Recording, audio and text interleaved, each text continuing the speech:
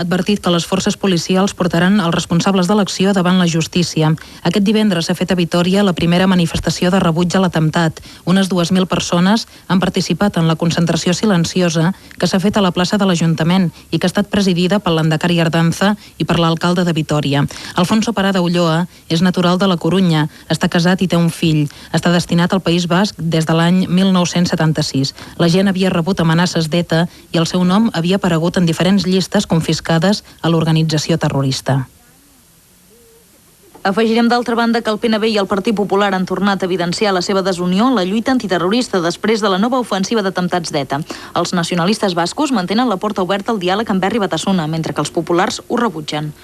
Martí Ferrero. El landacari José Antonio Ardanza ha denunciat que el PP vulgui imposar la solució policial com a única sortida al terrorisme i criminalitzi el PNB pel fet d'intentar arrencar Herri Batasuna de la subordinació a ETA a través del diàleg. Veo hoy otra vez los grandes titulares acusatorios al PNV, porque defiende un diálogo con Herri Batasuna. ¿Por qué? ¿Cuál es en este momento el delito de ese planteamiento, de esa posición? ¿Cuál es el delito? ¿Es que el PP nos quiere imponer a todos que la única solución es la derrota policial? ¿Es que alguien está convencido de que la derrota policial va a ser lo que nos va a traer el éxito definitivo? Des del govern central, el portaveu Miguel Ángel Rodríguez ha afirmat que l'executiu de José María Aznar recull el clam del poble espanyol de no dialogar amb terroristes. Este gobierno está con los españoles y los españoles no quieren dialogar con quienes tienen una pistola en la mano y la utilizan para asesinar.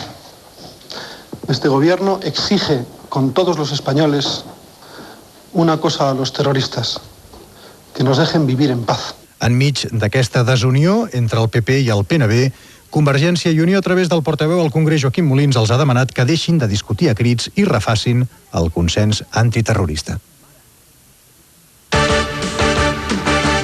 Per estar permanentment connectats, escolteu Catalunya Informació. Un informatiu cada 30 minuts. Titulars cada quart d'hora. Catalunya Informació. La ràdio servei. Notícia destacada ara de la informació econòmica. Passen gairebé 8 minuts del punt de la 1 de la matinada. L'economia espanyola creix a un ritme del 3,8% segons les últimes dades del Banc d'Espanya. Aquesta xifra, corresponent al primer trimestre del 98, supera 2 dècimes la taxa de creixement dels últims 3 mesos de l'any passat. El progressiu augment del consum i el dinamisme de la inversió han impulsat l'activitat econòmica gener i març. Ignasi Abad.